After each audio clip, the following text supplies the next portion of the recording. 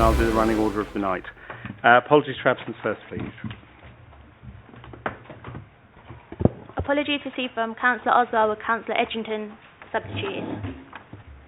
Any declarations of interest? There are no matters notified in advance or as urgent. The items we are taking tonight are items 5 to 11 in Part 1. I have 2 enforcement reports in Part 2. Enforcement reports are taken in private, so there will be just a break at the end of that part of the meeting whilst all non-councillors and non-officers leave the room. We have 1, 2, 3, 4 petition items tonight. I'm going to take item 5 followed by item 8. I'm just going to vary the running order very slightly because they've probably got the most public interest. For items where there are a petition, petitioners have 5 minutes to address us, 4 minutes green, 1 minute amber. When we get to red, we will stop. Members may ask questions of anybody who addresses us. Where we have a petition, regardless of whether the petitioner wishes to address us, the applicant or their agent has the right to address us. As do ward councillors. I am aware that Councillor Denny wishes to speak in relation to item 5 and that Councillor Bianco wishes to speak in relation to item 8. I'm not aware of any other ward councillors speaking, but we'll wait and see how it goes. In terms of fire exits, one in that corner, one in that corner. Fire alarm goes, we're not expecting a drill, so we will almost likely going that way and down the big main staircase, which is through the next double doors. If you leave for the end of the meeting, please don't congregate immediately beyond the door because we do need to keep going. It's a large agenda tonight, it's a long night, so I do need to keep it moving. Can I ask please that all mobile phones are switched off or to silent so that we don't have any wonderful interruptions. Right, voting members of committee tonight. I got this wrong last meeting. I'm going to see if I can do better now. I'm going to start on my left this time because it's easier. Councillor Casper, Councillor Dillon, Councillor Edgington, Councillor Morgan, Councillor Higgins, Councillor Judiciary, Councillor Flynn, Councillor Graham. They are your voting members. If they manage to get themselves in a tie, I get a casting vote. Other than that, I don't get a vote. Our presenters tonight, we have 2 on this occasion. James Clensmith is doing some, and Zainab Haji Ismail is doing the rest. Alan Tilley is doing highways. James Roger, the head of planning, will help us with comments. Anissa Teji is democratic services. She did have a plate at one point in this evening, but lost it in the earlier round. And Roisin Hogan is our planning lawyer. That's enough from me. I'm going to start, please, with item 5, with Eastcote Motor Services High Road Eastcote. James, by the look of it. Thank you, Chair, and good evening, everybody. Item 5 on your agenda is an application for the erection of various advertisements at the new service station, which has recently been constructed on a high road. Since the time that the application was submitted, the advertisements have been erected and in some cases do not correspond entirely with what is included on the supply plans. I would just add that this is considered acceptable, and I'm going to cite a bit of legislation here, which is paragraph 3 of part 1 of the Town and Country Planning Control of Advertisements Regulations, which stipulates that express consent shall not contain any limitation or restriction on content, subject matter or design. Now, it's a fairly complex application with a number of signs, so I'm just going to work through each individual sign before taking you through the slides. The plans comprise of the following advertisements. We're talking 2 non-illuminated roof canopy fascia signs. One of these would be facing in the direction of the River Pin and the other in the direction of High Road. To the sides of the roof canopy, it's proposed for illuminated signs. These would be internally illuminated, and the illumination of those signs would be restricted to the letter set only on those panels. Shop front fascia panel, which wraps around the frontage of the shop and to the side. This incorporates 2 illuminated panels, and this is one of the signs which is slightly different to shown on the plans in that it's been constructed with a co-op sign. There's 4 signs which are referred to on the plans as wave and blade signs. These are positioned adjacent to the pumps on the pump islands. The wave signs are broadly in a hockey stick shape, and the blade signs just like a projecting sign. Both of these signs feature down lighting LEDs, and the wave signs also include lighting on the inside edges. The revisions have been made to the flag sign, which displays the pricing information for the petrol station. This includes an illuminated panel at the top of the sign, carrying the main branding, below which there'd be LED illuminated pricing displays in red, and further below a selection of illuminated panel signs. Any other advertisements that have appeared on the site that I have not mentioned here are not part of this application and will not be considered in this report. So I take you through the slideshow now. This is just a standard constraints plan which shows the location of the site within the Eastcote Village Conservation Area. You can see the River Pin passing to the rear of the site there. Again, we just have an additional location plan that's been added to the presentation. This is the general layout for the advertisements. As you can see, there's a number of elements. In red here we have the shopfront fascia panel, which, as you can see, wraps around to the side of the building, with the main shopfront being located where the laser pointer is here. The wave and blade signs are located here on the pump islands, so adjacent to the petrol pumps. The roof canopy signs, as you can see, are marked out here as fascia A, B, A to D, so on each side of the canopy respectively. The feature sign, as it's described, which is the flat panel, is located here, attached to the front of the shop. And the flag sign, although shown on the plans as being moved, it is being retained in its current position, which is shown in blue here. We have here just the drawings of the signs. You can see here the feature sign, which again is not being constructed entirely in accordance with this plan, but the general layout is the same. It contains a number of panels advertising various services available at the site. It's a non-illuminated structure. The wave and blade signs are shown here. This is the general layout shown over the pumps, this being the wave sign with the hockey stick shape, and the blade sign here. Down lighting is provided beneath the blades there and beneath the wave, which also extends round here to the inside edge.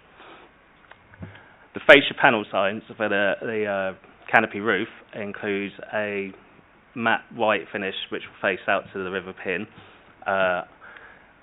Just to explain this drawing entirely, the front panel of the canopy is the red and white scheme, but without featuring the SO lettering, and is non-illuminated.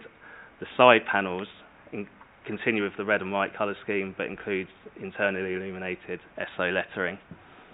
We can see here as well the arrangement of the flag sign with the SO illumination to the top. Further panels below advertising services and the pricing display here, which would use LEDs.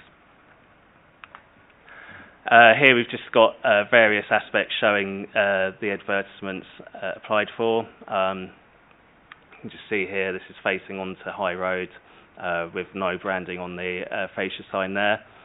Again, facing towards the River Pin, you have the blank white fascia panel. And here just shows just the shop front in context with the feature sign included to the side there. The fascia wraparound panel. Again, I'll just add that this has been constructed in a different way. The MLH lettering is not there. It's been replaced by co-op signage. And the red beading shown there is something that is already stated in the report that we would not support, and that is not present on the development. There's just an aerial view just to give you some context of the site. And here we just have a photo showing the eastern approach to the station. This was taken fairly recently, so I understand works have been ongoing on the site, so this is as up-to-date a picture as I could obtain. You can see the co-op signage which has been installed here. This is the back elevation of the feature sign. There you can see the canopy signage, the flag sign, and I will move on to the western approach where you can just about see the wave and blade signs there over the pumps. and also just gives you a broader view of the layout when seen from the west. And I've just included also photos just showing the shop frontage, including the feature sign with the various panels, the co-op branding. And this is a photograph that's provided to us to show a recent picture of the petrol station as it is illuminated in the evening. Just scroll back, if that's okay, to the layout plan, just while I take you. Sorry about that. Okay.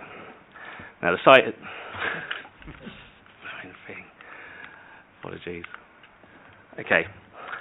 The site's been occupied by a service station for a number of years, although it has recently been redeveloped. This has entailed a number of changes, including the reorientation of the shop building here, which previously was located to the rear of the site there. Notwithstanding that, there is an established precedent of adverts being displayed on the site, including illuminated advertisements. We also have to bear in mind street lighting and traffic signage that is also illuminated in the area. Having said that, this is a sensitive site given its location within the Eastcote Village Conservation Area and also the proximity of the site to the River Pin, which, as you can see on the plan there, has been close proximity to the rear. The Council's Highways Engineers and Environmental Protection Unit have been consulted on the application. Neither have raised any concerns, which is crucial to point out, as highway safety is a key consideration in determining applications of this nature. It's considered that the advertisements would therefore not compromise highway safety, and also that the advertisements in general would not detract from the visual amenity of the conservation area. I would caveat that by saying that the illuminated signage that we would allow would be strictly controlled by way of condition to ensure that it remains sympathetic to the surrounding area. General illumination will be kept to a low level and just enough to make an effective display but without detracting from the amenities of the area. In the case of the wave and blade signs, we consider these signs not to be acceptable. These are proposed to be illuminated, which we take issue with primarily because of their location under the canopy, which already is illuminated, and this is something that was picked up on in the ecology report submitted in compliance with conditions to the original application, that it is a light-sensitive site, particularly beneath the canopy. Bearing in mind the proximity to the River Pin and its status as a wildlife corridor, allowing further illumination beneath the canopy, I believe, is unjustified. We also are of the opinion that the wave and blade signs, when viewed in context with the rest of the advertisements on site, do represent an over-proliferation of advertisements and generate a cluttered appearance, which we feel would detract from the character and appearance of the conservation area. I just direct members and members of the public to the addendum. Some additional responses have been received from neighbouring residents, and a summary of that has been provided here. The description of the application has also been amended just to incorporate the changes that have been made during the lifetime of the application. And the reason for refusal, because this is a split decision which incorporates approval of some signs and refusal as set out of the wave and blade signs, this reason for refusal has been amended just to clarify the signage that it applies to. I think that is all from me for now, so thank you, and over to you, Chair. Thank you, James, for that very clear presentation of what is quite a complex site.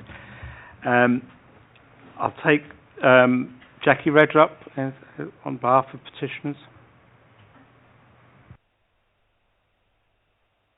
Obviously, this meeting is on the Council's YouTube site, so anyone speaking is also part of that record, which I know you're aware of. If you red button when you're ready, and then we'll start the timers.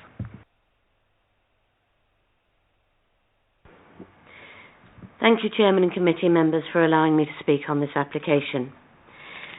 Overall, we do not accept the number, size of signs, whether illuminated or otherwise, that have appeared on this site. But time is short, and as the main issue really comes down to nighttime lighting, I will focus on that here. We engaged directly with Karen Dickens, the CEO of MRH, to air our concerns, and appreciated the demonstration of nighttime lighting and signage that she gave us. It did not, however, result in our accepting the contents of this advertising application. After that demo, Dr. Dickens toured around service stations in what she called villages, either side of Eastcote.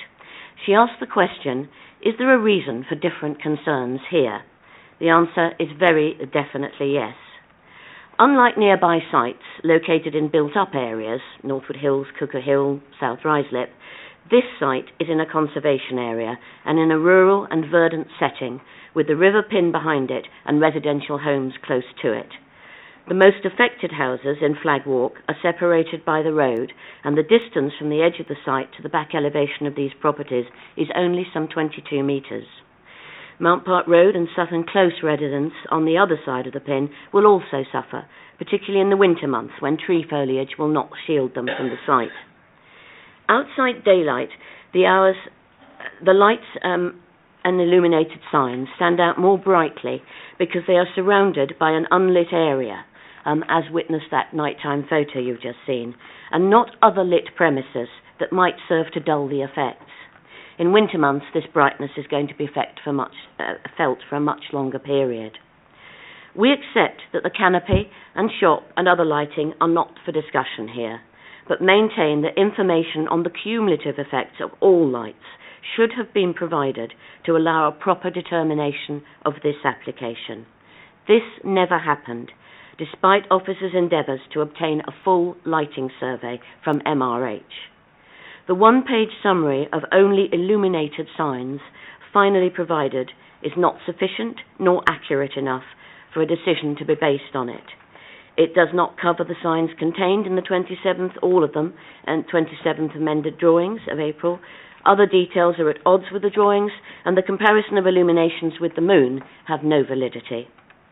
The site is actually trading, and all signs in the amended application have been installed, along with others not included in it, plus several temporary ones, supposedly to be removed after the launch took place on the 24th May. Only whilst awaiting determination, MRH agreed not to turn on the SO canopy signs, the lighting in the pumps, and the flag sign. From the opening, the petrol station has in fact traded very well without the need of these illuminated signing. Coming to the individual signs, and in the order of the officer's report, we ask that the SO sign on either side of the canopy continue to be unlit outside daylight hours. The right-hand sign can definitely be seen from Flag Walk houses, as the provided photos refer. Neither sign can be seen by passing motorists until they're actually very close to the site. The illuminated front co-op sign was not installed over the ATM, as per the drawing and stated in the officer's report.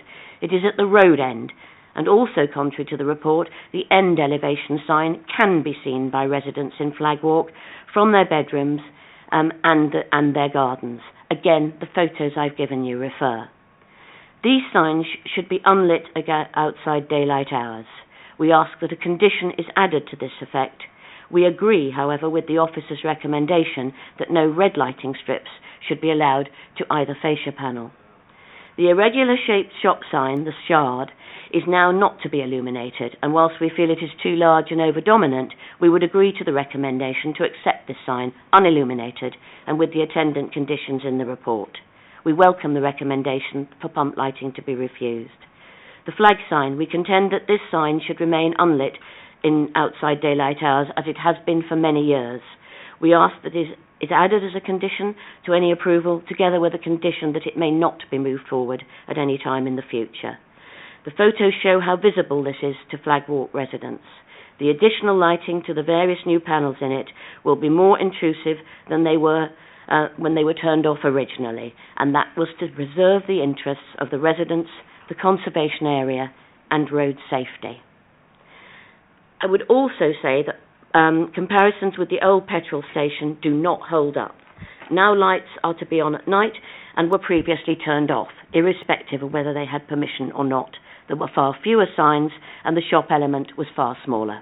Thank you. Thank you. Do members have any questions? No? Just for my clarity, because this is going to get complex, I'm sure, as we begin to unpick this in a moment.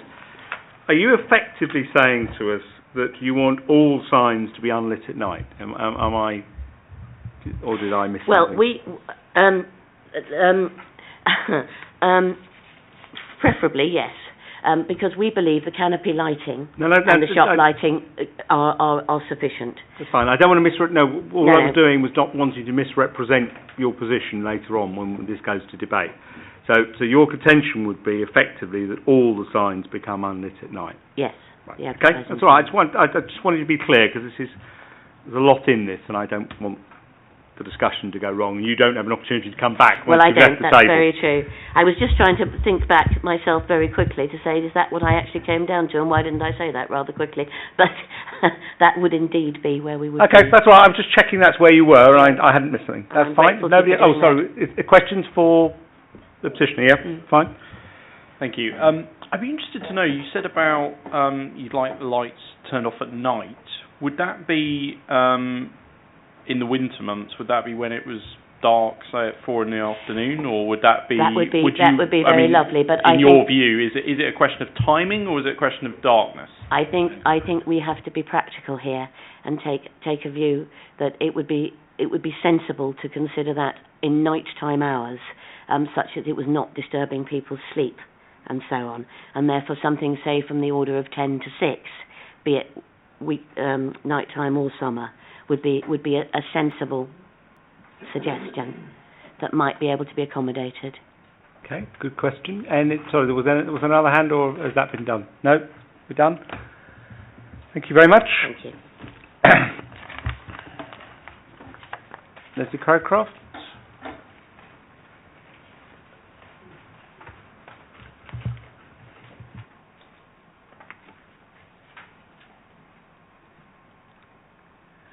Good evening. I'm Leslie Crowcroft, Chairman of Eastcote Conservation Panel, and I thank you all for allowing me to address you this evening.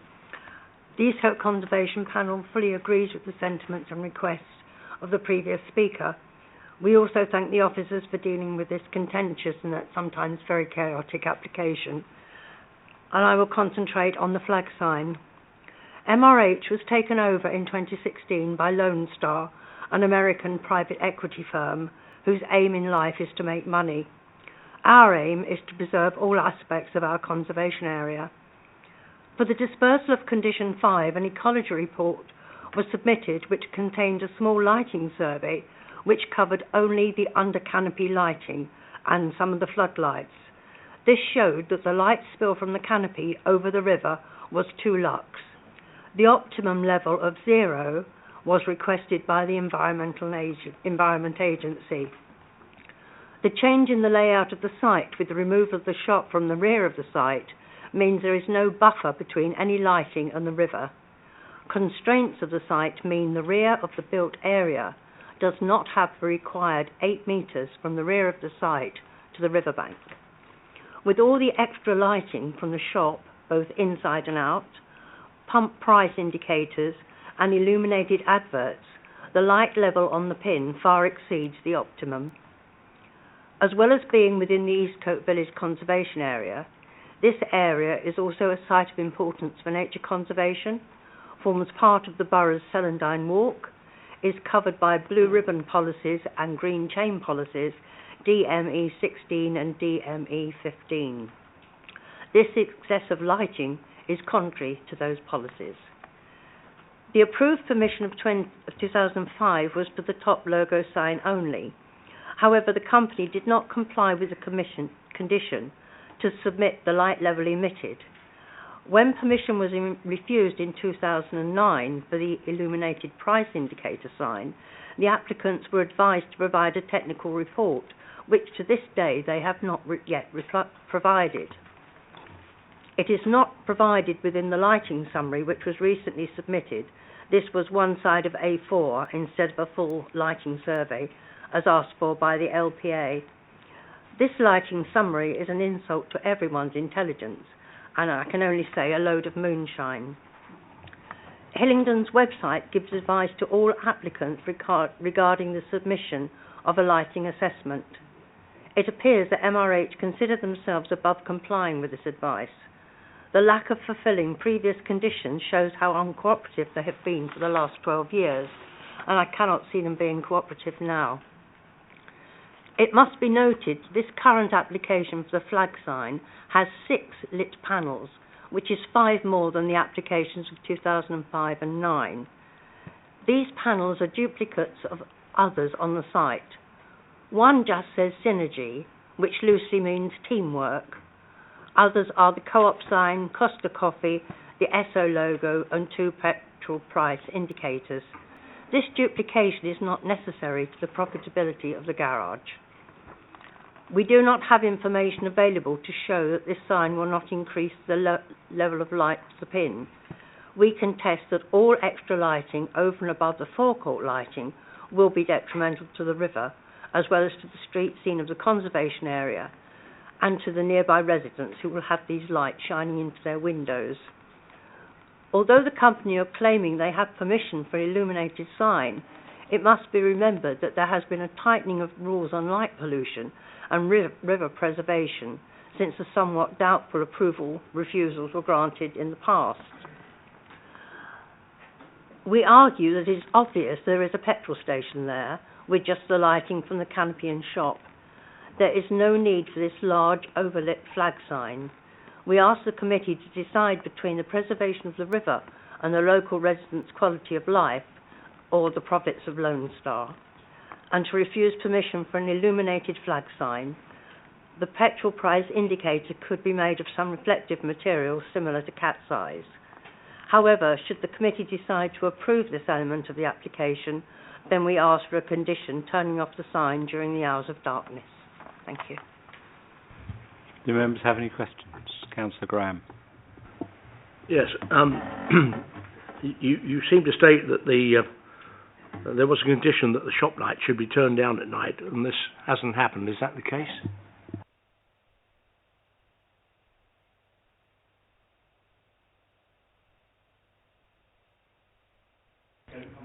Yeah, just be careful. There's some commentary in the reports that does refer to other things. The petitioner has been very careful to constrain her comments to tonight's matter exactly. So, yeah. And I will constrain committee to that as well, if I might. It's complicated enough without us going backwards to other matters. I think you're good. Yep. Thank you very much, Leslie. Is there anyone here on behalf of the agent or the applicant this one wishing to speak?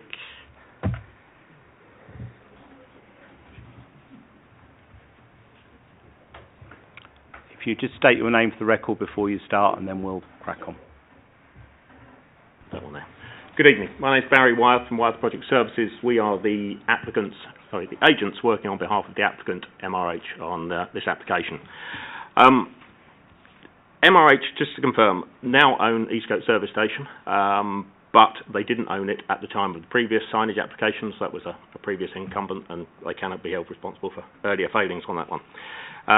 The site is owned and operated by the MRH organisation, who retail Esso fuels and co-op shop goods under a franchise/licence agreement.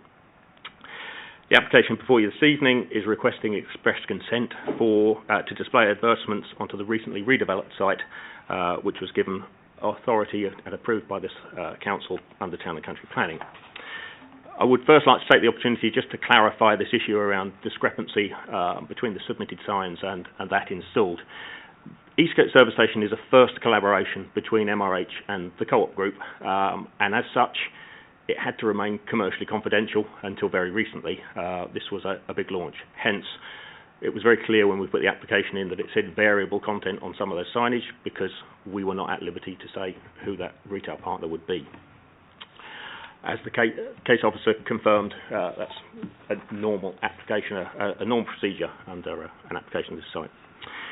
The application before you has already been modified significantly from original submission back in January to remove much of the illumination and reduce significantly the shard element of shop signage and its illumination, following feedback from your councillor and conservation officer. There have been numerous comments on nighttime illumination levels given off by the signs. This, of course, is each individual perception, but nevertheless they must be considered relative to the existing lighting levels in the area, and particularly the street lighting. The application documents already show that the degree of light coming off the signs is very low and can be considered to be absorbed within the existing neighbourhood. Our client is generally happy with the officer's report in front of you this evening, and the conditions proposed are acceptable to our client. However, we would like to just put to the members an alternative proposition, which we had discussed with the case officer prior to this, in that the synergy blades and waves are part of a global branding initiative by ESSO, and we appreciate the issue really is around the lighting of them, and rather than seeing refused, we would be more than happy to accept the condition that they be non-illuminated at all times. I would just ask if in your deliberations if you could consider that point as an option. I would like to respond just on one particular safety issue cited regarding illumination of the flag sign. We note there is no objection from the Highways Department on this. Our counter view to it is that, having been at the site late on the evening when it's very dark, that flag sign is what motorists see on approach from both approaches as the first thing, giving them time to make a decision to adjust their speed and turn in. With that sign being switched off during nighttime hours, people will think the site is closed. That will lead to them making very late decisions when they believe that it's open, sharp braking, sudden turns. In this time of year when it's nice light evenings may be okay, but in winter months at 5, 6 o'clock in the evening when there's a lot more people around, we would suggest that actually it could present more of a hazard. I will just conclude by stating that MRH has deviated considerably from the level of signs they would normally wish to install. MRH have listened to and followed advice from councils, planning and conservation officers, and engaged with the neighbours and their representatives, including an open meeting hosted by the CEO late on a Friday evening. The result is a much reduced signage installation than would normally be seen out of respect for the conservation area setting, and it's therefore respectively requested that the committee will agree with the planning officer's recommendation and grant consent this evening. Thank you. Do members have any questions? No? Thank you very much. Okay.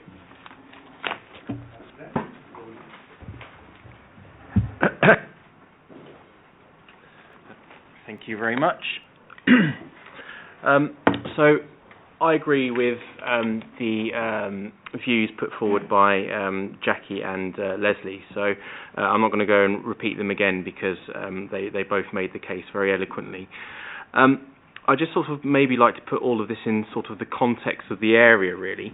So first of all, it's very much welcome that the petrol station has been refurbished, and the addition of the co-op shop has been a very local development. So this actually isn't about being against such a development. Actually, the petrol station looks a lot nicer than the previous petrol station. In a sense, in some ways, it's a bit too shiny and too nice in some senses. But it certainly has been a good asset. So while we have certain issues with how it looks, overall, we're very happy with the petrol station and what's been done to it. So the commercial aspect of Eastcote Village has always been one of the important features of the area. It's always been a working village, and we would not want it to not be a working village. But at the same time, because it was a village, we have to respect the fact that the roads were narrow, for example. The shops are very close to houses, and as London has grown around it, still, the village itself has kept the sort of green feel to it, and essentially not as lit up as other areas, for example, especially with the street lighting. And I think that's the sort of context we need to put this in. So I was very interested to hear that this was a launch that the company were doing, because actually that makes a lot of sense, because what seems to have happened is a spaceship seems to have landed in the middle of Eastcote Village, and when you look at this on its own, it actually is fantastic. I'd feel like a Formula One driver driving into there, basically, and in its sense, on plans, it does look amazing, but when you put it into the Eastcote Village environment, when it's close to other houses, when it's close to the River Pin with its wildlife, and essentially the sort of comparing it to street lighting doesn't really work in a sense, because the street lighting is actually quite narrow, while this is a big block. Essentially, it doesn't actually work in the local area. So I think what the local residents are asking for really is some more sensitivity towards what Eastcote Village is all about. So I would hope, and I do agree, that MRH have been very communicative with us, and local residents have been very constructive working on this. So in a sense, I think already there is a good relationship, and we're almost there at the end. But when considering the residents' views, I'd like the committee to really appreciate why Eastcote Village is a conservation area, and essentially what it's like to sort of live and travel through that area. Thank you. Thank you, Councillor. Any? Nope. I think you got away with no questions. That's good. Right. Who's going to start me off? Councillor Higgins, go on. Start me off. I do understand what's been said, but the main issue that's causing the problem is the canopy. The canopy has been decided, we can't change that. I've been looking at that photo, and I think that the lighting's now changed because they're using LEDs, so it gives a different type of lighting. I think we've got a condition that it has to be switched off, and I don't find that flag sign offensive at all. I find it quite soothing. It's actually duller than underneath the canopy. So then I said to myself, well, I know where it is because I drive past it quite a lot. My main concern really is all these bloody flags on the fork where they've opened it up with Costa on it and all this, because it's a conservation area. I would want that clutter removed. That's my concern. That's not part of this I know, tonight. exactly. Right. My only concern is the carp sign on the side of the building, which it doesn't seem to be lit anyway. But I just want to make sure that that's not. Well, let's just double check. Let's tick these things off as we go. Is that one lit, James? Carp sign on the side of the building. The application includes the illumination of that sign internally. Right. Yeah. Okay. But Yeah. Thank you for the clarity. And the other point, I can understand the applicant's reason for changing, because obviously there's lighting in it, and to remove it all because things. So I have no problem with putting that as a condition. And to be honest, as long as it was like that at night time, I don't think it's really an issue. So do I take as a summary? Because I'm trying. Yeah, I just can't. I can't see reasons why I could say. So you'd be happy to approve this application as officers presented it, although do you have an issue with a carp sign that faces the road? No. Okay. Right. No, I mean we live in, unfortunately, we live in the 21st century. We have business. I know that sites struggle to make profit. Anyway, so you wouldn't see the need for these to be switched off at night time? No, but it looks quite dull. It doesn't look so bright. All right, I just want to. Yeah. I've got to try and get some clarity. Otherwise, I think at a certain time at night, I don't know whether it can be dimmed down even further. I don't know. You know, at the moment, that's not a proposal for us. We'll take what's before us, I think, because obviously this will get different. Yeah. Too soon. Then Councillor Dillon. Yeah, you're first. I think that the agent made a valid point that if you've got a lit sign that's switched off, you're going to probably assume that the petrol station's closed. It does seem that to switch off a lit sign at night time is kind of the opposite of what it's there for, so I don't really have a problem with that. But I do take the point about the river, and I'm just wondering, sort of looking over at James's direction about what, if we're looking at light pollution into the river itself, is there a way we could perhaps put in a hedgerow or something like that to give it some shade? Hang on, I think. Well, if I talk through the signs, so you've got the logos that are on the sides of the canopy that, due to this type of illuminated logo is quite typical of petrol filling stations, and we don't think that in itself is going to lead to extensive light pollution. Where our concern came in as officers is because there was an ecology report to do with that downlighting you can see, the white lights, that an ecologist became involved. There's actually a dimmer switch in effect, so that with a motion sensor, so that if once the vehicles have gone away after a certain period of time, the light actually dims. And what our concern was is additional illumination underneath that canopy, and that's why the hockey sticks and the blades we've taken a strict approach on, and that's why they are being refused. They were the adverts that we were concerned of in terms of impact on the River Pin. The flag sign at the front, I think, would be very difficult to take the position being set out by the Residents Association Conservation Panel speakers, because that, even in sensitive, more rural locations in conservation areas, you would typically see a flag sign that is illuminated. And obviously we do have a highway engineer if members want comments on the point raised about highway safety. Clarified Councillor's point. Councillor... Sorry, no, sorry, I'm talking about on the other side, River Pin. Apparently there's a lot of light hitting the River Pin. I'm just asking... Well, I think James, the argument James was giving you was that effectively that's been dealt with, because essentially most of that is coming from the canopy. It's coming from the canopy. Which is already approved. Fine. That's kind of where, that's the officer argument coming forward. Put in a simple point of view, an ecologist has signed off that lighting under the canopy, but our reading of it is that there's a serious potential issue if there's further lighting underneath the canopy hitting directly the River Pin in terms of ecology, and that underpins the refusal. Councillor Dillon. I agree with pretty much what Councillor Higgins said. However, the SO sign on the fascia that's going to be lit, that would be an issue for me. I prefer to have that. The ones on the side? Yeah. It's not illuminated. Hang on. Individually formed letters. I think it is. With illuminated red panels. The lettering is... The lettering. Just the lettering only. Yeah. So I don't think that's necessary. You have the SO sign on the flag, and that would be good enough for me. However, the question I'd like to ask is, do we have street lighting along there? So we are changing that to LED, so there will be an increase in... We do have street lighting, anyway. I'm sure we do. Yeah, we'd love to. I don't know exactly where it's situated. I can't remember where it's situated. I drive it, but I can't remember where it's exactly situated. There's definitely street lighting on that road. It's not an unlit road. Just draw members' attention to condition 2. So there is control over the level of candelas of the illuminated adverts. So I think it's very difficult not impossible to explain what 100 or 50 candelas is in practice. But what I can say is that through the course of the application, we've effectively brought down the levels of candelas and got agreement to the lowest sort of levels of candela that type of signage could have on a petrol station. I think that's the easiest way I could explain it. Councillor Higgins again, to be fair.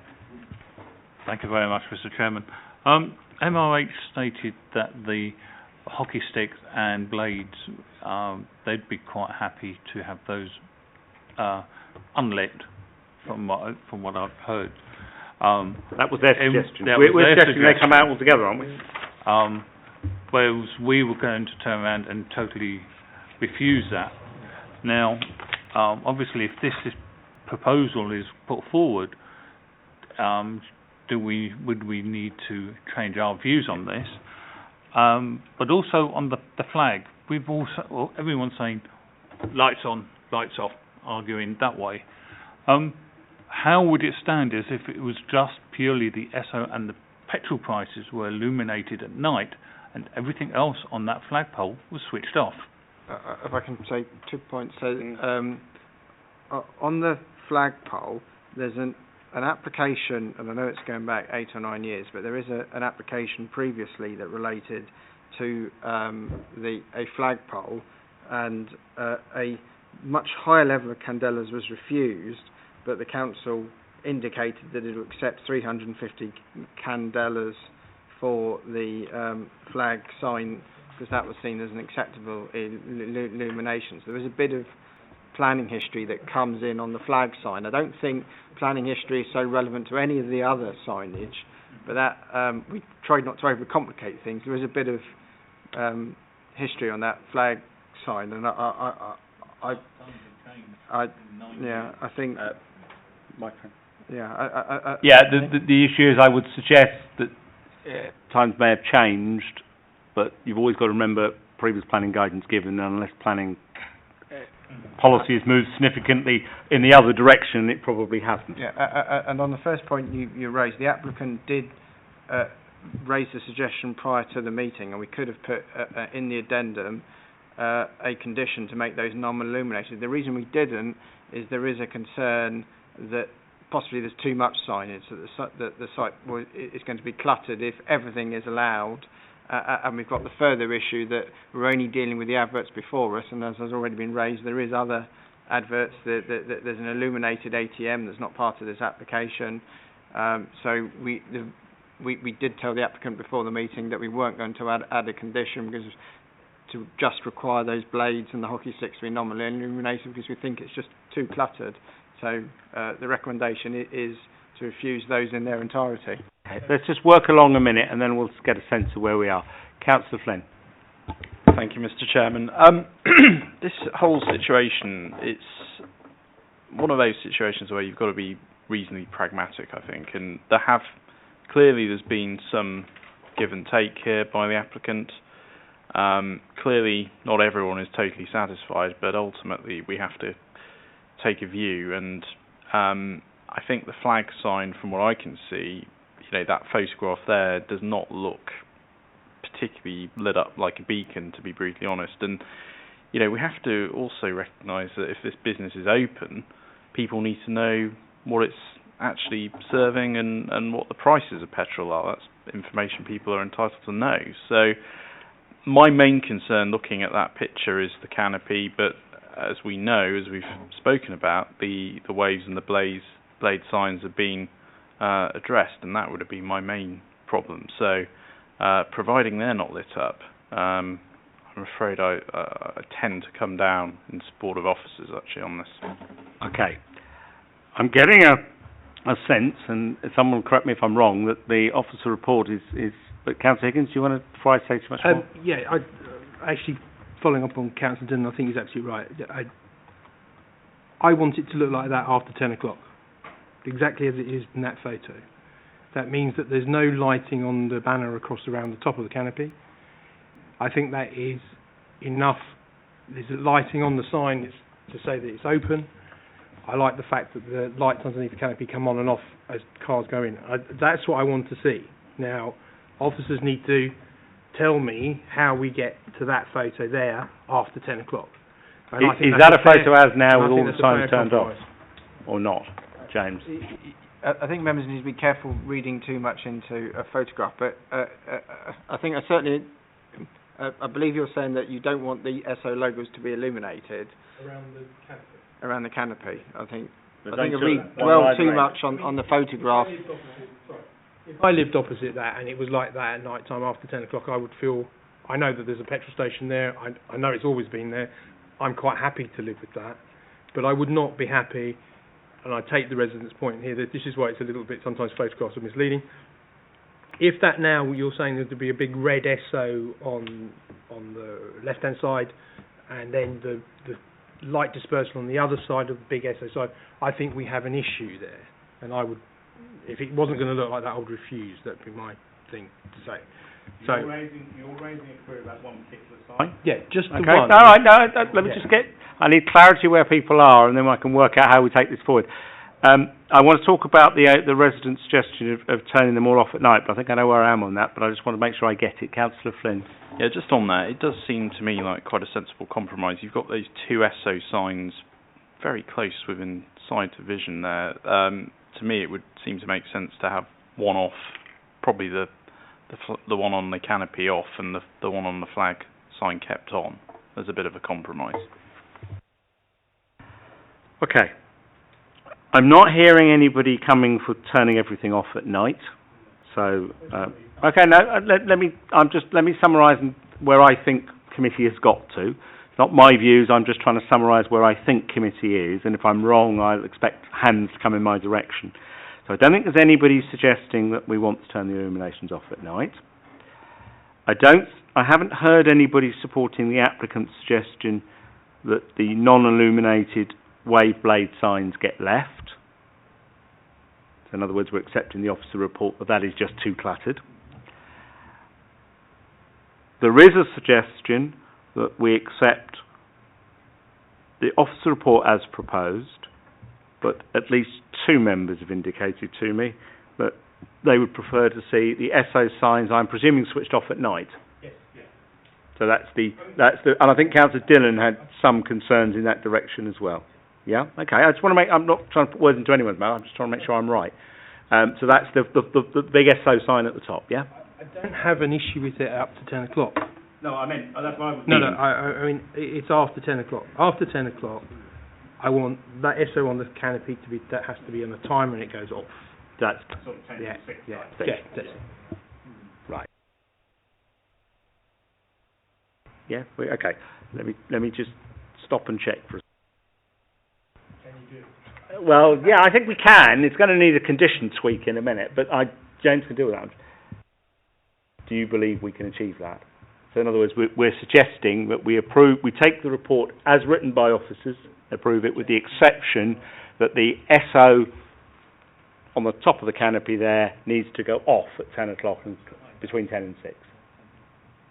You technically could, which I think is all you're after from me. Yes, I've asked for a technical answer to my question. I think it's, my personal view is perhaps slightly onerous, but technically you can. Now, I accept the professional advice. The professional advice of officers is in the report. It's clear, it's well written, and everyone understands it. But members have made an alternative suggestion. I'm just checking that it is technically feasible. Councillor Juicy. Well, I'm going to try it and say, can we move with officers' recommendations with what I'm going to refer to as the Councillor Dillon clause? No. I'm going to correct, because I need clarity for the record. We are suggesting that the head of planning is given authority to vary the recommendation to ensure that the SO canopy sign, which is the 4 on the top of the canopy, is switched off between the hours of 10 and 6. Yeah? It'd be an additional, a condition 6. Yeah. So that's, and I want to be absolutely clear. I don't want anyone to come back at me afterwards and say you didn't get what you thought you got. Could I just ask? Yeah, of course. I'll take another question. Does this also relate to the co-op signs as well, because they're going to be illuminated? Nobody has so far raised the co-op sign, so that is a first. that's why I was checking as I went along. Councillor Higgins. I did make it quite clear. They're not on there. So whatever that photo is. No, you didn't. No, to be fair, I did say that. I did. I said very clearly, I want it to look like that. The head of planning was clear. You've got to be careful using a photograph, which counts for clarity. So you're saying you don't want the co-op sign? That's how I want it to look. So you tell me what's on and off, because I don't know what's on and off. All I know is that you've just indicated that the SO sign is on. No one's told me. Well, they have said that it's on, but in that photo it's not on. So they're not switched on at the moment. Yeah, fine. So what I'm trying to say, it's a conservation area. After 10 o'clock, it should look like that. It shows that it's active. It shows that it's open. But the rest of it is off. The wildlife will be happy, and everybody's going to be happy. So that's what I want. So whether that's the carp sign, the SO sign, whatever it is, that's what it's No. Yeah, but the problem is we've got to write something for officers that's absolutely clear, and otherwise we'll be back to debate. Go on. The co-op sign is a smaller sign, so they aren't identical signs, so it isn't. Yes, they can be. I think you need to consider each on its respective merits. Right, hang on, Councillor Higgins, Councillor Dillon. Yeah, I think by having those illuminated, you're not achieving anything. You've got a flag which says it's co-op, but you don't need to have those illuminated. Okay, has anybody got any... Councillor Higgins, thank you for that clarification, because that was helpful. Is everybody else absolutely clear what the proposal on the table is? Right, so, my summary says that you're now asking to accept the officer report with a condition varying the fact that the co-op signs on the shop and the SO signs on the canopy, the shop canopy, the co-op sign we can see there, and the shop canopy and the SO canopy are off between 10 and 6. Is that? No, it's not, well, as long as we're absolutely clear, because I'm going to push it to a vote, and once I've done that, then we're done. Right. I had a proposer, I think, over there. I think I have a seconder as well. All those in favour, please clearly show. What do we got? 1, 2, 3, 4, 5, 6, 7. Right, that's everybody. Thank you. That's unanimous. Thank you for that one. Okay. I'm now going to do item 8, which is on page 37. It's 53 to 55, the Broadway, Joel Street, Northwood. Okay, thank you, Chair. This site, item 53 to 55, Broadway, Joel Street, relates to the upper 2 floors. The site is located directly north to Northwood Hills Tube Station. To the rear is Ferndown, which is mainly residential. So here's the site. No, that's definitely not the site. I'll just flick over to... We'll know when we get to the right one. Here we are. I think we've stepped in time we shouldn't have. No, this is it. This is it. So this is the existing site.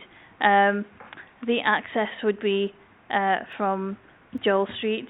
There is access to the rear from the car park, and the car park is access from Ferndown to the rear, which is along there.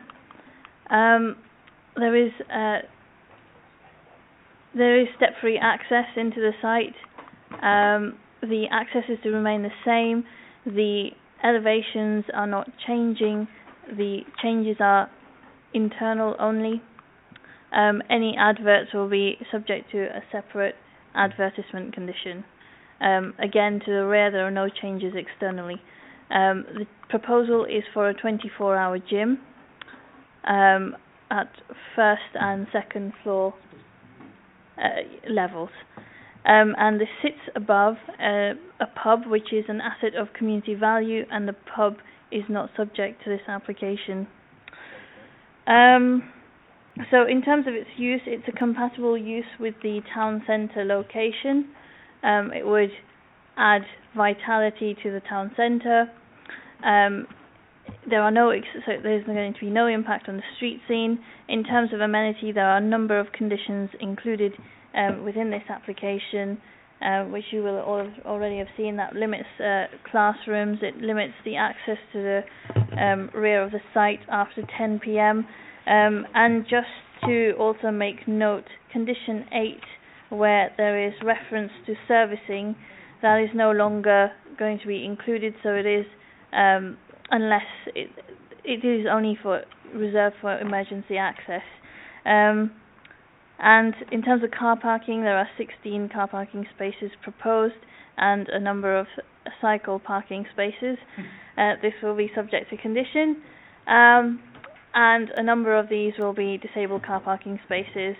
On that basis, we recommend approval, and I'm happy to take any questions. Thank you, Chair. We'll save the questions for a little later. Let's hear the petitioner first, and then we'll move on.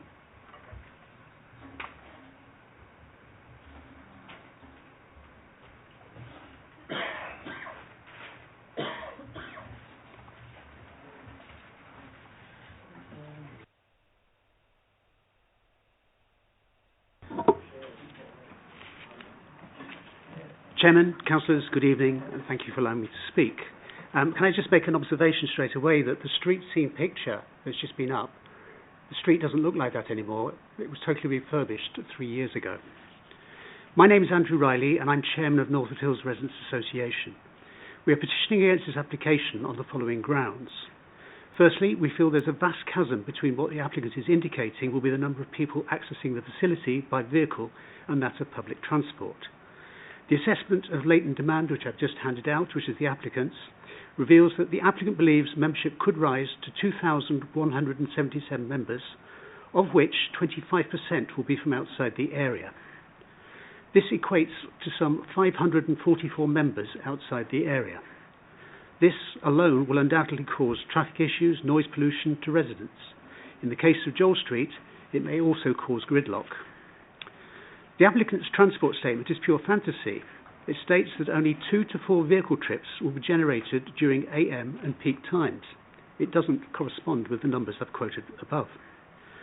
If, say, 10% of the membership attended at the same time, by our calculations, that would mean 435 members coming to and leaving the facility in a short period of time. That's people coming and going, so that's where the overlap is in there. In terms from outside the area, that alone equates to 108 journeys in a short period of time. As such, we beg to understand how the highways officer can state it is not considered that trip generation would significantly alter, and that cars generated would have unlikely to have any severe impact. It doesn't make sense. We question whether the officer actually read the assessment of latent demand document which the councillors now have before them, or was aware of the 2,177 members, although the highway officer goes on to say the applicant needs to justify the number of parking spaces is adequate. Well, how can that doesn't just make sense. So you can't just say I'm approving and I don't know how many spaces, and yes, it's just ridiculous. That statement alone begs the question as to how the officers can make a recommendation of approval to this committee. We also question the traffic comparative statement. Joel Street is being compared to nothing like the same. For example, it compares, in comparison, we have reverse parking, and that slows the traffic down and stops the traffic. It doesn't show that the roundabout that we have gets continually blocked up. It does not have a recently opened University Technical College for which the committee is already monitoring travel plans based on the occupancy, which is still a long way from being fully subscribed. It doesn't have a newly opened 1,150 pupil high school, which is not yet fully subscribed. That's going to take another 5 to 6 years, but they are known factors. The traffic situation in Joel Street is already so bad that Councillor Keith Burrows has recently visited the area, and at the request of the ward councillors, the visit was commissioned, but Keith Burrows has requested that an outside consultancy firm come up with recommendations as to how to prove the current unacceptable position in Northwood Hills, Joel Street in particular. The conditions proposed by the highway officer request that at least 16 spaces for those number of people coming from outside the borough is in the car park at the rear of the premises, which will be accessed by Briarwood Drive, a residential road, and Ferndown, a residential road. These are both quiet residential roads with known Hillingdon Council parking issues already. An inspection of the car park reveals that 16 places is just about feasible, but allowing for two blue badge spaces with spaces for wheelchairs and also a cycle store big enough to take 60 cycles, we question whether it would be possible. But on top of this, the applicant advises there will be 10 full-time staff, 4 part-time staff. So we question whether there will be any spaces at all for members, deliveries, etc. We also would mention that the ground floor of these premises, which are currently unoccupied, are designated the asset of the community public house. We believe that the freeholder has now entered into an agreement with Mr. Yogi Mogantas to take over the lease of these premises and reopen it as a pub, which is good news for Northwood Hills. However, if this application is approved, we do not believe there will be sufficient car parking spaces for the staff of the pub, let alone access for beer and food deliveries, which is currently from the rear of the premises. This has not been considered in the application, and obviously I appreciate it is a separate application, but the parking needs should be considered pari passu to this application. You've reached time. Thank you. So I'll have to stop you there if I might. Do members have any questions? No. Thank you very much indeed. Does the agent or the applicant wish to speak?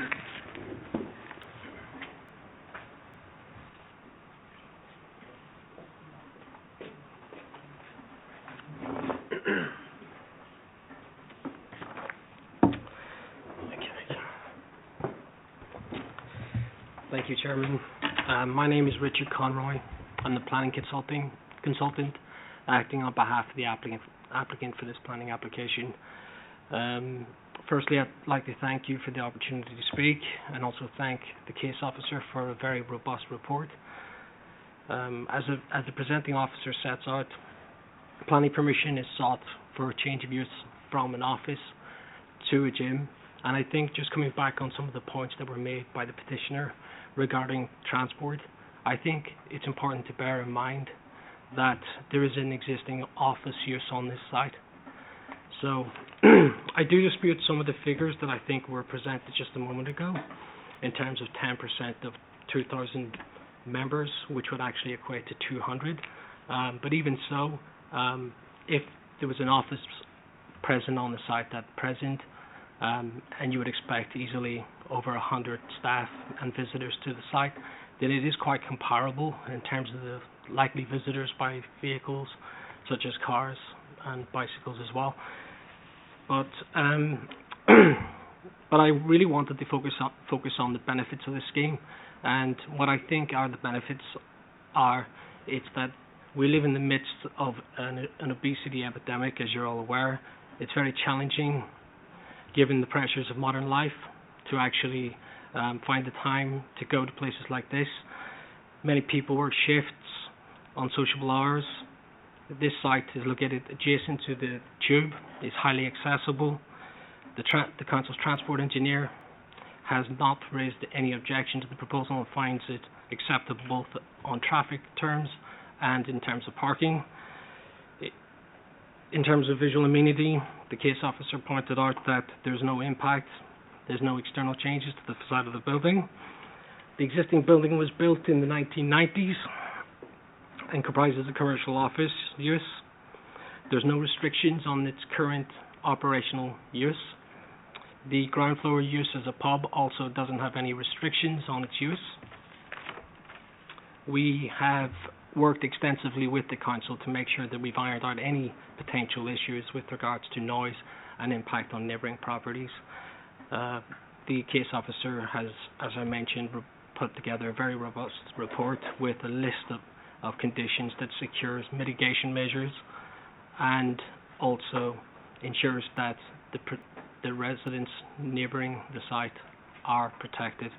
And I also want to assure you that we've been committed to making sure that that going forward that the gym didn't pose any adverse impact to the local community of neighbours, and that is why our own consultant worked so diligently with the noise consultant at the council to ensure that we secured those mitigation measures.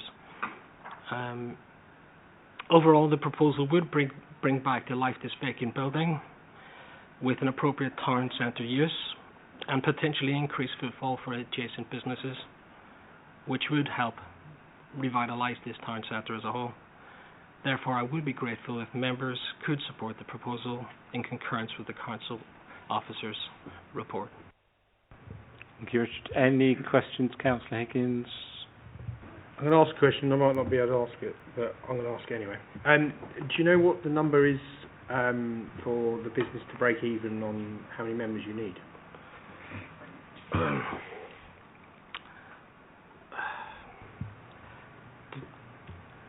I must admit that I wouldn't have those sorts of details. It's fine. The question was a stretch. I would have disallowed a supplementary. Councillor Duke? I'll ask a slightly different question, but on a similar theme. You estimated that the number of people there on site at any given time would be around about 100. Of those, what percentage do you think would be bringing cars? Actually, what I was comparing it to was the existing office use. There could be around 100 people on site, but actually I think what you would find is there would be much less than 100 using the gym. In terms of transport, in an accessible location like this, 16 off-street car parking spaces is quite a lot actually for a gym of this type of nature and scale. So I understand that this council's parking standards are quite high, and I think that's reasonable given the setting and the suburban setting. But in this particular case, we're actually dealing with a town centre location directly adjacent to the tube. Okay.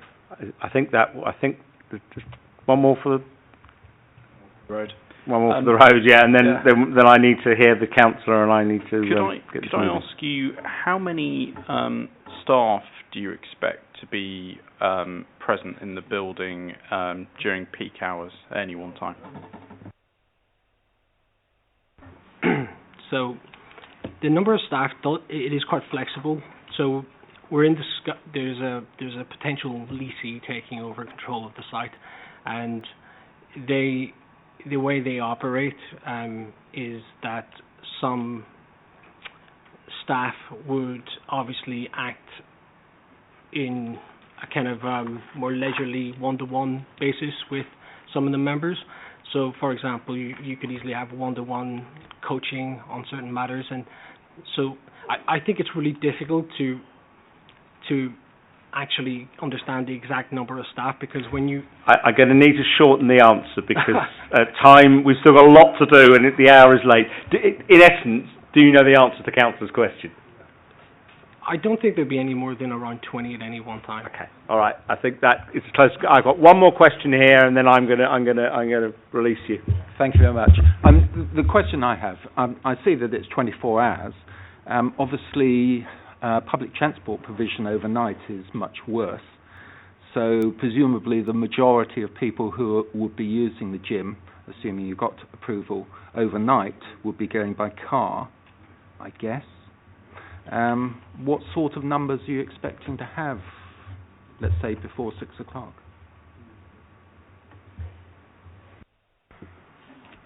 In comparable gyms, the numbers are far less during the night than they are during the day. And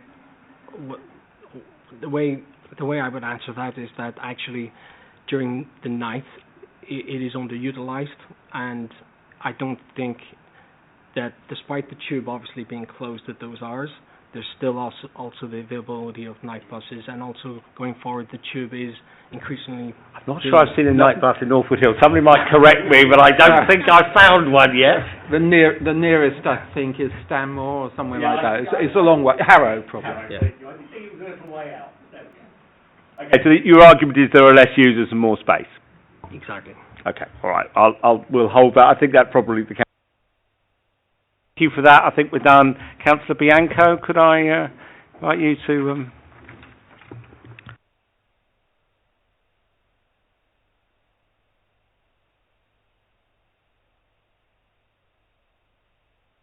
Thank you, Mr. Chairman. Ladies and gentlemen, good evening. Well, I think we heard an interesting discourse just there. And the bit that offends me the most is in the summary, it starts in the summary, which describes Northwood Hills as a town centre location. And many things Northwood Hills is, but it's certainly not a town centre. Traditional town centres, of course, is where business takes place, and at 5:30 or 6:30 or whatever time businesses close down these days, everybody closes up and goes home out into the suburbs where they live. And the town is pretty dead at night because that's the nature of traditional town centres. Northwood Hills is not a town centre, it's a suburb.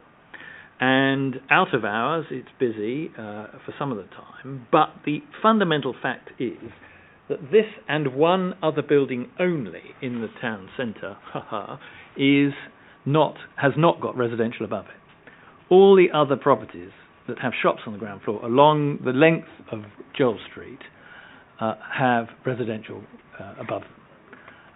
So there is noise issues. So anything that goes on late at night, there is a noise issue. Fern down, as has already been said, and the roads behind are quiet residential roads that will be disrupted.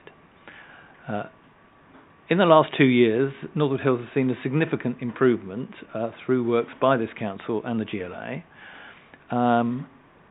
And part of that was to improve the car parking for the shops, because there had been complaints over many years that there was inadequate car parking for the shops.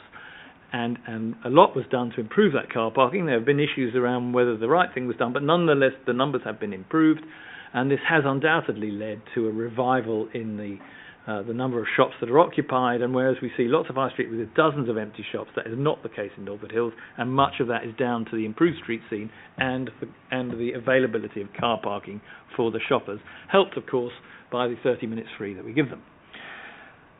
The issue here is, as we've just heard, there could be 20 staff on site at any one moment, and you'll be sure that most of those will come by car, because the nature of sports staff, and you can see by my figure that I'm a regular user, the nature of sports staff, of course, is that often they stay for a short while in one gym, and they do 3 hours there, and then they might go somewhere else and do private training, and then they'll go somewhere else.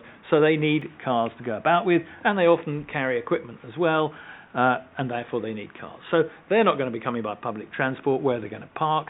The 25% of members who don't live in the borough, or don't live nearby are not going to be coming by public transport, they're going to come by car. Where are they going to park? And if they park in the rear streets where already it has been said there are issues around parking which we're looking into, there's a survey ongoing as we speak about future parking intentions. I know I've run out of time, but parking, the one other issue I wanted to touch on was noise. I think out of hours, noise is a serious problem. A gym in principle, I don't have a problem with. A gym that runs 24 hours, I do have a problem with. And I think the issue of parking is a significant issue. Thank you, Councillor. You were working on reduced 3 minutes, so you're all right. Was I? Could I have gone on? No. Not tonight, you can't. I've got more I could add. No, I think we understand the key issue. I think you get the message. It's the wrong decision to go ahead with it. Yeah, I think I gathered you were in objection. What's that? I think I got the opinion you were in objection. I was there on that. Yeah. Thank you for that. Thank you. I think members will probably get what you were saying fairly clearly. Happy to answer questions if anyone has them. No, not tonight. Okay, I'm going to head straight to the elephant in the room, which is parking, because everybody's been talking about it. So who wants to start me off? Oh, cool. Well, I'll take a walk, Councillor first. One or two. I'll take the one. God, Councillor Flynn, Councillor Morgan, Councillor Higgins. I'll keep it brief, Mr. Chairman. Oh. According to the promotional literature, 2,177 members, potentially 100 people on site at any one time, 20 of them members of staff, and 16 car parking spaces in total. I don't think a lot more needs to be said. Obviously, there's a lot of residential areas around this site as well. For all those reasons, I don't really feel able to support this application. Okay, Councillor Morgan. Thank you very much, Mr. Chairman. I totally concur with Councillor Flynn. We have here a street that from round about 5 p.m. in the evening to about midnight is solid with parked vehicles. Both sides of the road, all the way down to perhaps Norwich Road, and also the side streets thereof. People going in, enjoying the restaurants and the refreshments that's available in Joel Street. With the gym opening up with 20 staff members, the first question will be, where are they going to go? Where are they going to park their vehicles? On top of that, you've got 18 shower units available in total. So they're looking at, hopefully there's going to be 15 people using those shower units at any one time. That's, a lot of turnover. Again, where are those people going to park? I'm sorry, Mr. Chairman, I cannot understand how the officers... Ask the highways officers in a moment to explain their recommendation. Because looking at the pictures, they're looking at something 3-4 years ago. Okay. Does Councillor Higgins, are you parking as well, or you got another? In principle, a gym, there's one across the road. The problem here is the 24-hour bit of it. The earlier question, although maybe stretching a bit, is very fundamental. With some back knowledge, I know that there is a certain figure, there's a magic figure to break even, and that is the numbers of members they can get through. I remember what it was down in Uxbridge, so I sort of have a vague idea of that. The main issue for objection here, I feel, is obviously parking, but you've got to have that operating 24-hour. There will be light illumination coming from that, and there is a residential properties. Those windows will all be lit. There's no doubt about that, and that pollution will go behind where it's residential. It's not so much on the high street. So those are the very... The 20 staff, I think, is a little bit of a red herring, to be honest. I don't think we should get hung up about that. That's 20 staff probably operating right through the 24 hours. That doesn't mean they're all there at the same time. So we don't want to get that as a reason for refusal, because that... No, I think the overall evidence is people don't accept the transport assessment, and 16 parking spaces will be sufficient. The other point is and that we need 60 cycle spaces.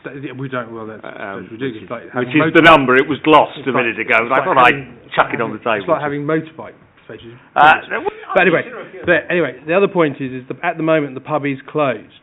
But if it does open, there will be an issue, because the deliveries are taken from back behind there, and there's other issues of those staff are allowed to park in those parking spaces as well, because that's part of the development as it is as such. So parking would be our main reason for refusal, but I also think it's just unsociable. Hours are another reason. I'll hold that last bit. Yes. Councillor Graham?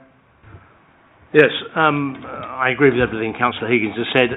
My main concern, I appreciate that there are ways and means of insulating noise and so on, but for 24 hours, I mean, I suspect that there will undoubtedly be noise penetration through to nearby residential accommodation, and for that reason I would not wish to see this proceed.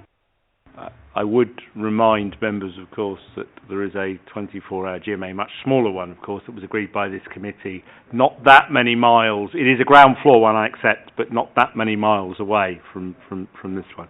But much smaller in size, but just bear that one in mind. Right, Councillor Dillon, then I'm going to bring the highways officer in to explain it, and then we'll work out where we go. And on that point, those gyms, the 24-hour ones, are quite cheap too. So the break-even point for the number of members required is quite large. Hence, you will have big usage between 5 and midnight. And for those points that everybody's already made, that's why I would not be able to support this application. Okay. So the highways task is now, because if I sense the majority views and those who are not said anything, I suspect are going to go the same way, is that the highway recommendation isn't being brought. So can we add something to that, please? And thank you very much, Chairman. The proposed development is in a suburban location with excellent public transport services. It's served by three bus services and the Metropolitan line offering 3 destinations. The last train leaving to Chesham at 10:30 p.m. The town centre has recently been improved and is now well lit and modernised, might I use the term. It's a convivial place to walk in the evenings. Joining a gym is a lifestyle sort of thing. You pay your money, you enter into a contract, you have an incentive to use the gym. The more you use the gym, the more you become familiar with the public transport services, where to catch a bus, what time's the bus, what time's the last tube. You have your own locker, so you don't need to carry your kit to the gym anymore. You make friends, you socialise with them, and it may be that you work in the centre of town and stop at the gym on your way home from work. How long will people stay at the gymnasium? I know in one of the letters from an objector that they mentioned the 65 pieces of equipment, implying that there would be 65 people using those pieces of equipment. I don't think that would be the case, because nobody would want to be a member of a gym where you stand and you have to wait for your turn to use a press-up machine. People that drive would learn when the car park is busiest and would avoid those times. I think my colleagues, if I get their hand signals to me, may have heard enough. Thank you. I note your attempt to justify the car parking assessment. I'm not sensing you've changed any minds. Unless I misread my colleagues totally. I don't often do that. Well, just sort of as a very quick addition to that, I take the point about the bus routes and the trains, but in the statement they finish at sort of 10:30, 11 o'clock. So if we're going, I don't think it's the 10:30 bit. I think the hours. Councillor Dillon was on the money with the 5 till midnight, or the 6 till 8 shift in the gym. Okay, I don't think we're going to gain much more in this one. I'm sensing there's a mood to refuse, and there's a mood to overturn officers. Am I right, Councillor Higgins? You are? I will propose refusal. Hang on. Obviously, James is going to tell me where I can or useful not do. Guidance. I'd be slightly more comfortable with a highways refusal reason than a noise one.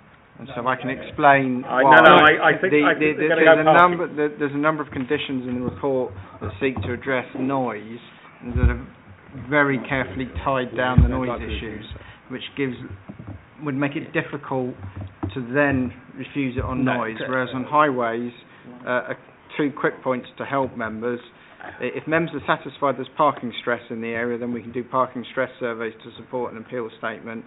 And if members think that the peak time for a gym is different from an office, which I think is the case, then we can raise that as well. Okay, Councillor Higgins. Yeah, I'd like to. I would never go with that. No, okay. I was going to add actually not noise, because noise can be mitigated very easily. It's light pollution. I don't know. Do officers believe that's sustainable? Because those are going to be, if it's going to be 24 hours, those windows are going to be. I'm not sure if that's sustainable in this location. And that's if you go problem. to the back of this, it's not so much on the high street. It's not a problem. But where this is, you're looking at that photo, behind that is just they're all houses. Can I just ask the head of planning for his view? The applicant is fully aware that this committee is allowed a 24-hour gym at Windmill Hill, and we're going to come out, and that's got flats above it. This site is a pub with a gym proposed direct above. So, however, that's on the ground floor, isn't it? That's only one out. I can only give a professional opinion. I think we'd come unstuck on the noise one. But or the lighting one. Or the lighting one, but I think that, as I've outlined, there are ways that the officers could defend a high-rise related refusal reason, in my view, notwithstanding. In that case,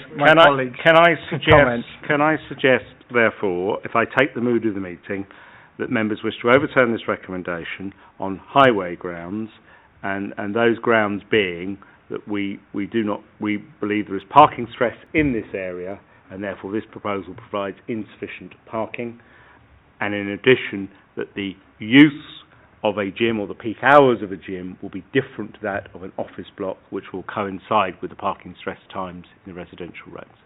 Does that neatly pick it up? Yeah, and I'll leave officers frame the exact wording of that if they're comfortable. Is everybody comfortable with us going forward on that basis? Right. Proposer, do I have a seconder? Oh, I've got two of them. I'll take Councillor Flynn. Do you want to add something? Yeah, could I just add that the head of planning referred to parking stress surveys. I know for a fact they already exist in this area. The council have undertaken a lot of. Any appeal challenge? Yeah, but they do exist. There's quite, as was mentioned, there's quite a lot of different information that exists for this town centre, so we're not going to reinvent the wheel. Councillor, yeah, very quickly. Yes, the applicant talked about possibly 100 people working in that office. I have the feeling that was a big overstatement, actually. Overestimate.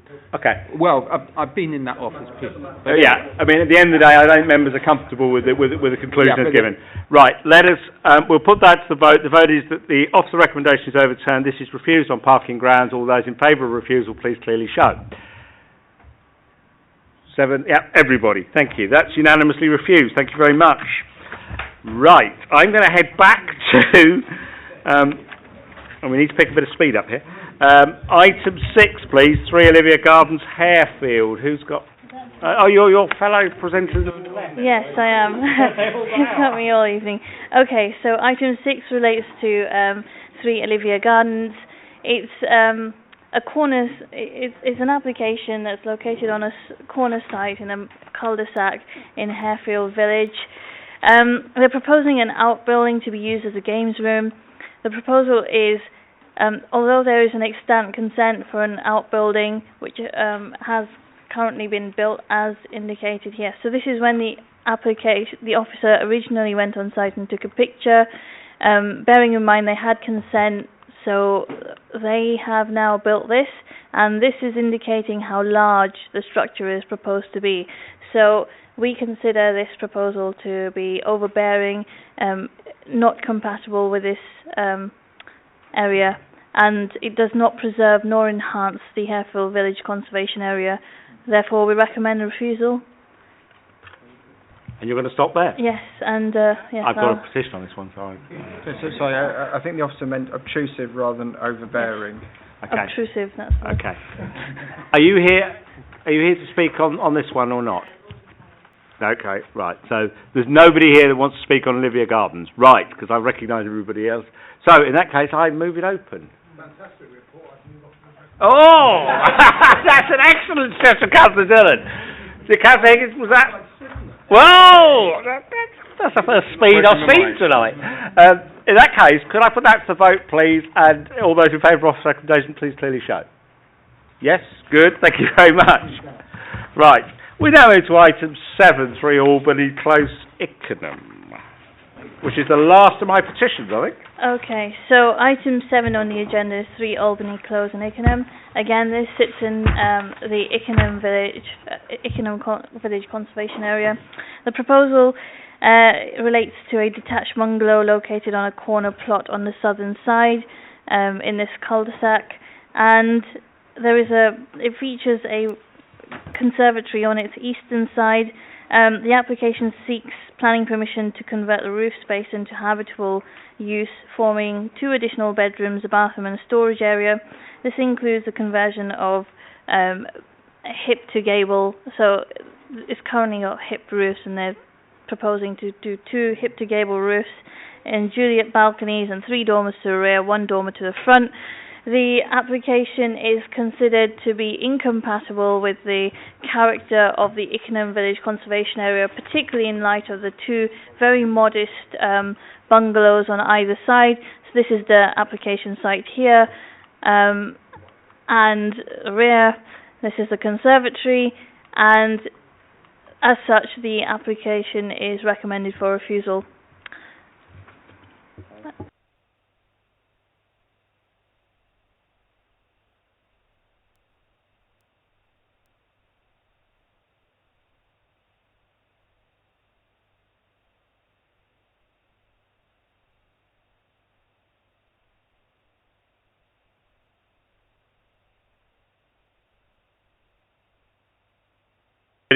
We are getting very late tonight.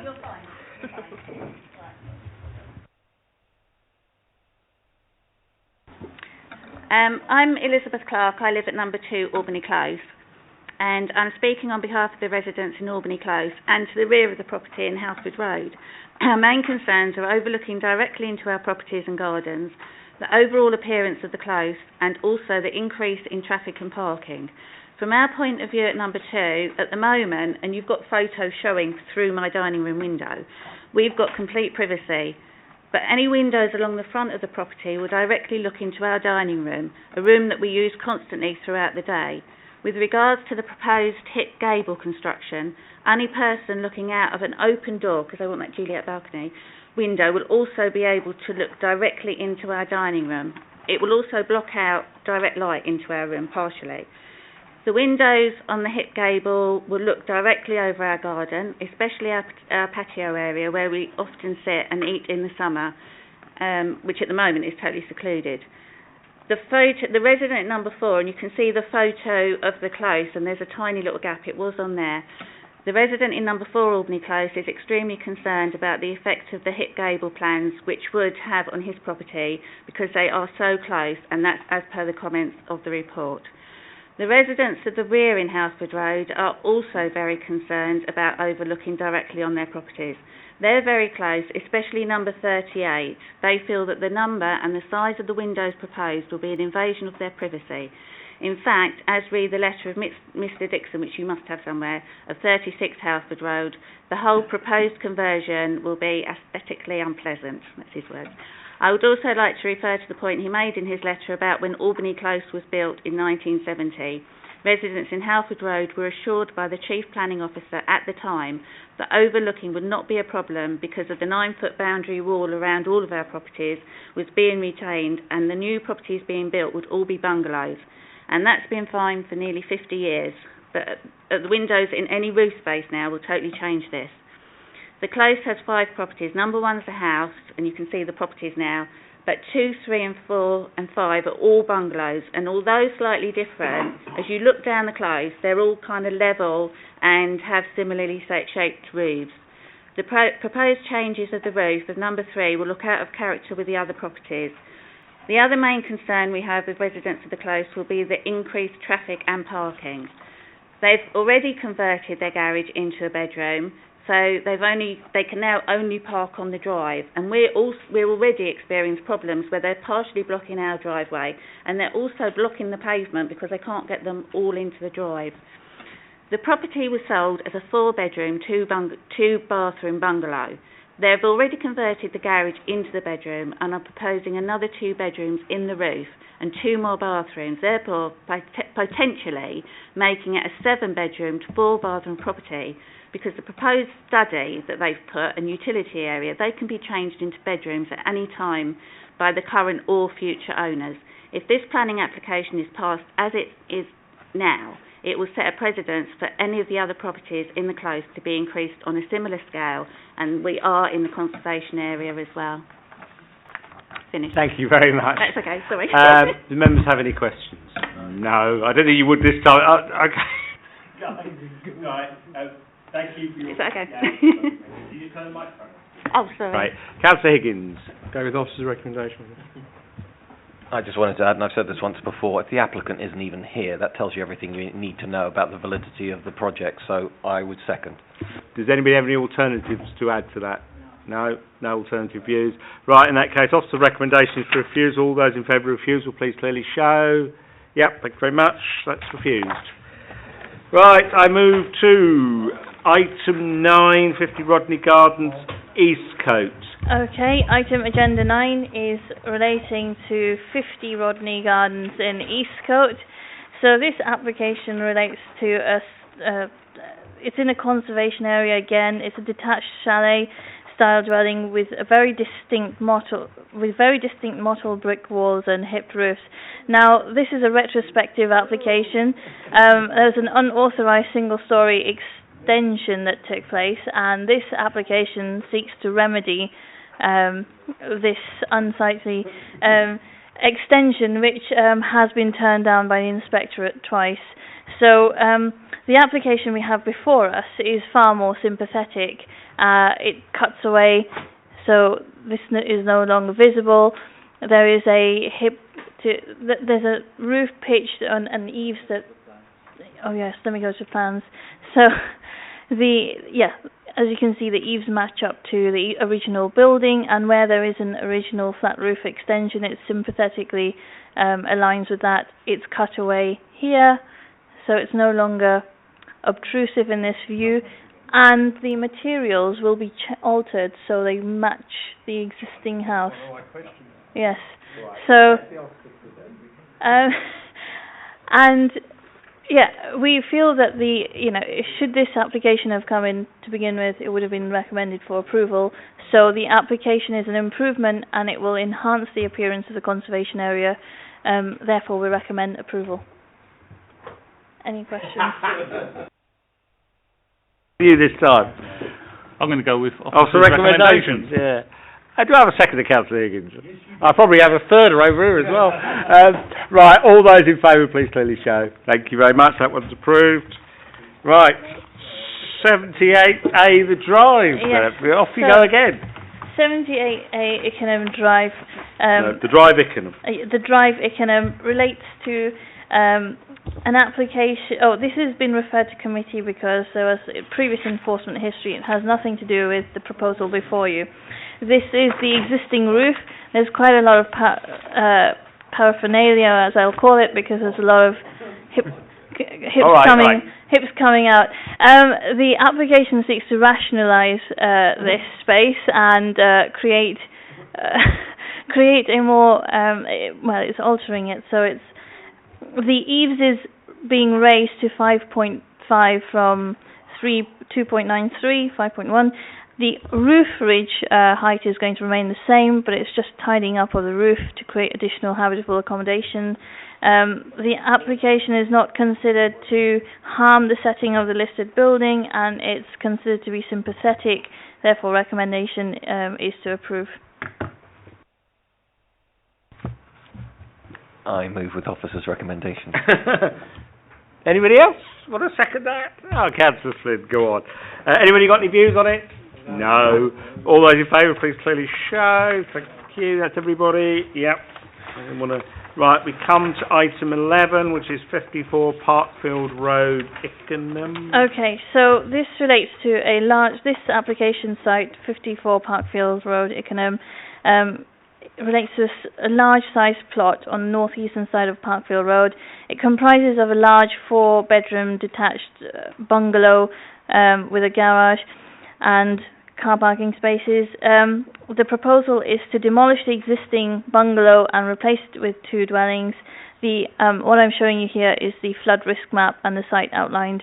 It's in flood zone 2, so it's highly susceptible to flooding.